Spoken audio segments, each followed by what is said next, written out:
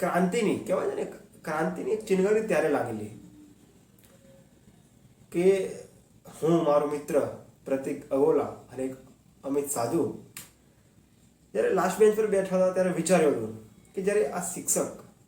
એક એના પૈસા માટે, એની ફીસ પૂરી ના કરવા માટે આપણને બહાર બેસાડે છે, બહાર ઊભા રાખે છે, એઝ એ ડિસિપ્લિનમાં નથી રહેવા દેતા આપણને. એટલે મતલબ કેવાય કે એઝ એ ઇનડાયરેક્ટલી આપણને હેરાન કરવા માંગે છે. સમજો છો કે કોઈ પણ ફીસ નથી લેવાની, કારણ કે આ એક ક્રાંતિ છે, એક ઇતિહાસ રચવાનો છે કે શિક્ષણનો ધંધો રોકી શકાય છે અને એ રોકવાનું કામ પ્રકાશ કરે છે. અને એક 3 મિત્રોએ જોયેલા સપનાને આ હું સાકાર કરવા માટે એક બલિદાન આપું છું, એક શિક્ષણની લાંછનને લાંચ લજાવતા